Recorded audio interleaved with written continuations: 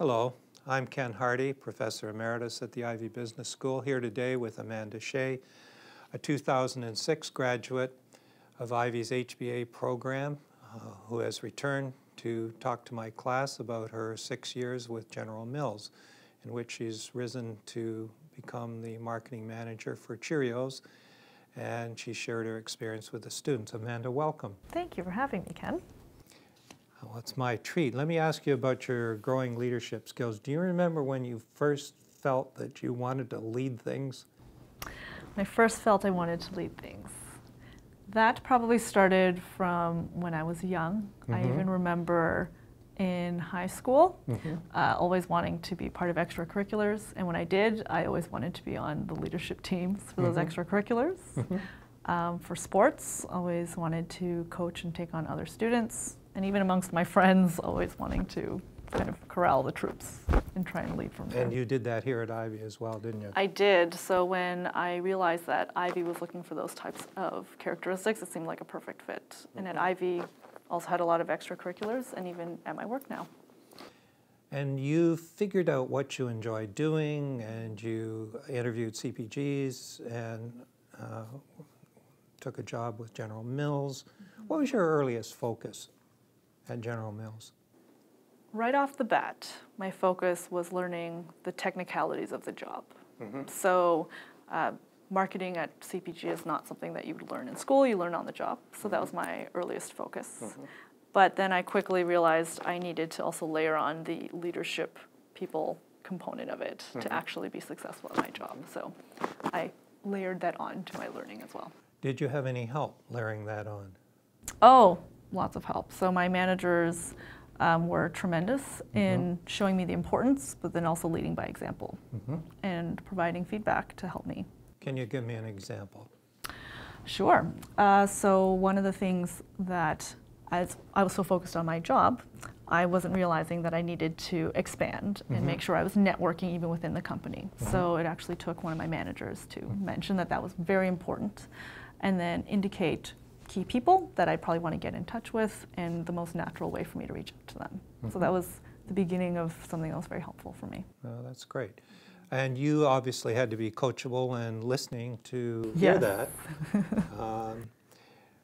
What does it take to be assigned greater responsibility at General Mills?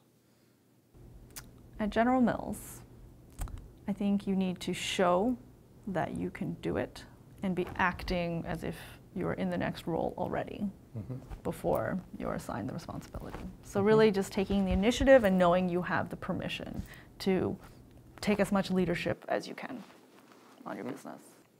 I'm curious.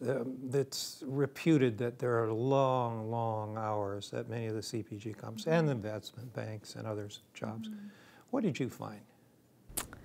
I found that the hours are very long, longer than I thought, but I also realized that part of that is my own doing and my own personality. So always wanting to do the best and take everything to the nth degree. So I'd say the job requires a lot, but also based on personality, you could also make it quite long. What is it about the job that enthralls you so much? Being able to put strategies into actions and then see the results. So you can do that in a lot of different places, but I love food. So being that at a company that does food just combines those two for me. And what about your team? Do you get any kick out of seeing your team grow? That is definitely something that is intangible, but a really big motivation for me, especially as I've moved up to manage for me. Seeing them do well is one of the best rewards, for sure.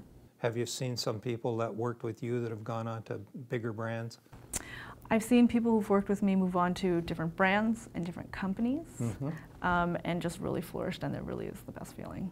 That's great. Yeah.